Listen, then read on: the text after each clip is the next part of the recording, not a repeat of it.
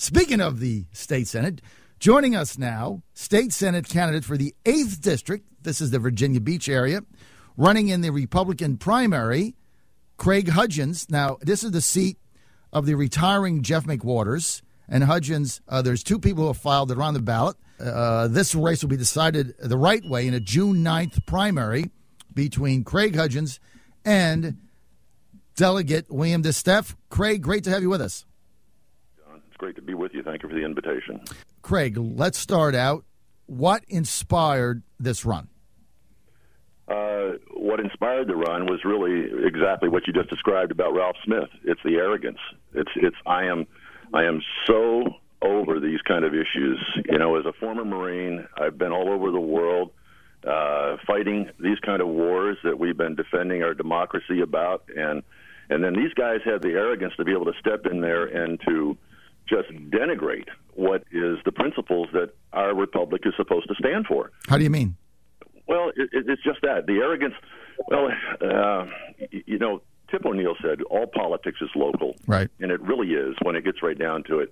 The challenger I'm facing, you know, he has been a culprit in this exact same issue. When it's all about them in particular, individually, it's always going to be compromise. It's always going to be a matter of where, you know, this slating issue, for instance, another one of those circumstances whereby if they deslate individuals that have a responsibility and an obligation to be able to represent the grassroots interest in Virginia, and then they take them off, or they go in there and they don't represent them in the state Senate or in the House as they're supposed to, it's unconscionable that they're not doing the job that they're doing, what they're supposed to do. Accountability and responsibility is just the mandate. And I can't sit on it. When I saw my challenger throw his hat in the ring, I could not sit on the sidelines any longer because I know what it's like to be able to defend these issues, and I'm sick and tired of cussing at the TV about it. I'm going to do something about it, and I have a capacity to do that. Well, I like that attitude because you got to get off the sidelines, Craig. You got to get in the game. It's not easy being in the state Senate. It's not easy being a candidate. No. You got to raise money, knock on doors, all that stuff. But look, I admire anybody that wants to do this the right way. Now, the 8th District seat is not like the 19th. You know, McWaters gave everybody ample time, like yourself, to file and get your signatures and whatnot. Obviously, they have a right to back whoever they want. Why don't we get to some of the defining issues? If I may, let me start with the Religious Freedom Restoration Act, the big debate now, Indiana and Arkansas. How do you stand on that, Craig? You know, on the face of it, it sounds good. But the other part about that is that I think we have enough laws as it is. We have enough laws to be able to defend against the issues that we're trying to say we need another law about. My position is that the Constitution was written to be able to protect those specific interests.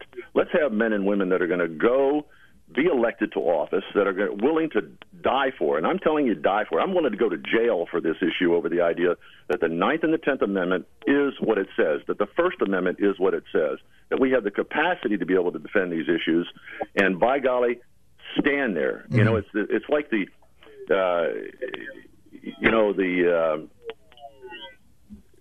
in terms of any issue in America has never really been won until people take it to the streets, until people are willing to actually be arrested for what they believe in. And by golly, I'm willing to do that. And I'm willing to hold the Republican Party accountable because I'm sick and tired of hearing Republicans that talk out of both sides of their mouth. I know where the Democrats are coming from. I know exactly the kind of things they stand for. But when a Republican says one thing and then he goes to an elected position and he does entirely another, that's unconscionable. The people should expect to be able to have a truthful and honest representation. I can do that, and I'm not going to budge on it.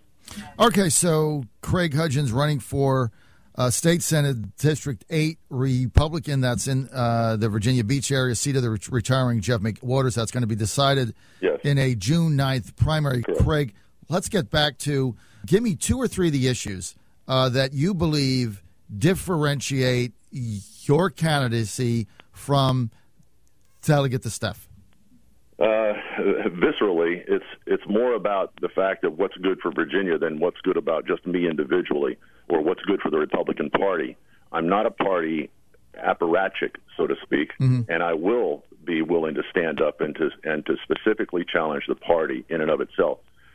You know, like I said, I mentioned this slating thing, and I can't believe that in and of itself is a component of what was orchestrated to be able to move people off of the ability to represent the city committee down here, and that my opponent had a role in that. That's unconscionable, and that tells me that the underlying principles of what he stands for is the same kind of things that are going to represent the party as opposed to what's going to be representing the people. Mm-hmm. You know, I've been all over the world. The other issues that are, you know, less visceral, the other issues that are really relate to the folks here at home on an everyday basis. I've been all over the world as an airline pilot for United Airlines, and I've been in third world countries that have better roads than we have here in Virginia Beach. I can't believe what we've done to our roads in Virginia and Virginia Beach. I travel the road between here and Dulles all the time.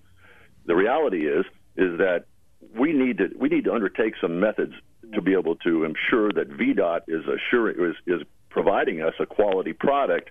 If we've raised our taxes on the gas tax to be able to pay for the roads up to 16 cents now, there's no excuse as to how we're spending that money. I think we really ought to have a audit of VDOT before we go spending any money. That's one of my most basic principles. You know, one of the other things that we've got going on here in the Virginia Beach area, you may be aware of, but it's pretty much common knowledge now. There's a corruption scandal going on right now. Right. That apparently indictments are getting ready to be handed down. Yes. And when it comes right down to it, we need people above reproach that have the capacity to be able to say, look, I'm not been besmirched by the politics and the interest of a lobbyist or the interest of money and these groups that have their interest in mind rather than the people's interest in mind. I can do that because I'm just over it. Craig, let me ask you about some of the social issues here, because that's kind of dominated our day with what's going on, certainly in Arkansas and Indiana. 2012 General Assembly, a lot of people thought that was the beginning of the end for the Republican Party in Virginia. They passed a lot of pro-life, if you will, regulation. Where do you stand on the regulation of abortion clinics? To me, another one of those unconscionable issues. I was actually a part of that. I had a key role in pushing that issue on the basis of imposing just standard medical regulations on these abortion facilities. And the reality of that matter is that why shouldn't we expect, at the very least, if the law of the land is that abortion is available, then why can't we impose upon these facilities that those women who are going there, whom I don't agree with the idea that that's the choice they're making, but the fact is we have allowed them to be subjected to conditions that are unconscionable, don't even meet veterinarian clinic facilities. So therefore, how can we impose upon them even greater risk to what they're doing? And I can't imagine that Democrats like Terry McAuliffe right now has undertaken a plan to eliminate these things. The Department of Health has been compromised because they have become a political organization rather than looking out for the best interest of the people who are actually doing things I don't necessarily agree with. But the fact remains, why can't we have just basic standards that are good and protecting people, providing them safe, environments? But, Craig, isn't it true when Republicans get caught up in this stuff that it really minimizes their opportunity to win a statewide race?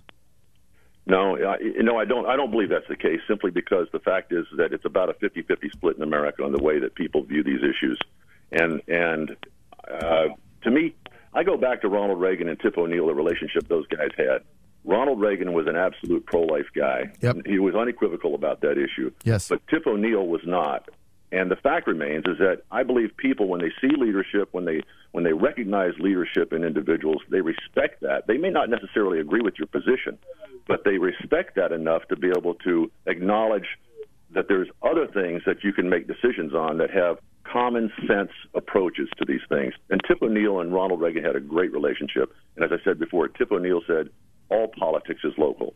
And those guys, they could respect one another. And I think that is the kind of perspective and approach that I am able to bring to the state Senate. It's not always about the idea of being visceral and angry at one another. It's a matter of making common sense arguments and let the truth of the matter actually win the day. Craig, I want to get to the ABC organization. Yeah. The other day, the young man tries to get into a bar, shows his ID, bar guy throws him out. If he ends up beat up, we don't know what happened. All we know is that something happened. It probably isn't a good thing. I got to tell you, I'm old enough that the drinking age when I got of age was 18, not 21. Yeah. If I got beat up every time I tried to get into a bar at 17 with an ID, I wouldn't have a head now. I mean, it's just what kids do. I mean, now we got the ABC targeting these kids. If you get to the Senate, are you just going to rein these people in, or do you think, they've got a job to do? What do you think? I think that when we give too much power to any agency, when we give them an ability to be able to run roughshod on anything, we get things done that don't make any sense whatsoever, whether it's the Department of Education, whether it's the ABC or whatever.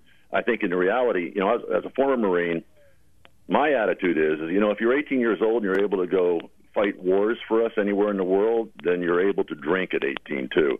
If you're breaking the law and you're producing an identity card that is that's a false identity card, and you're trying to get in and go drinking, well, you know what? You got to suffer the consequences of your stupidity. Yes, but you shouldn't have your head broken over it, obviously. Right. So it would, and in my estimation, I don't think again the age issues. That's another matter of which you'll be able. If you can fight a war for me, by golly, at 18, you ought to be able to drink too. I couldn't agree with you more. Now, why don't we just get rid of the entire ABC? Why do we even need them? I wouldn't agree more, because the reality of that too is the fact that capitalism, private industry, produces oftentimes a better product, far more often than the government does, and we need to get to a point whereby we allow innovation, allow the human spirit to be able to come up with the answers that the government thinks they can come up with, and oftentimes puts us in some sort of a problem. If as Ronald Reagan said, it's not the government isn't the solution, it's the problem, and that over and over and over again we see that example. Well, I think this is a perfect example of that, no doubt. Craig Hudgins, I want to thank you for being with us. If people want more info, where do they go? Hudgins for VASenate.com and the Facebook page. Hudgins for VASenate.com. We want to thank Craig Hudgins for being with us.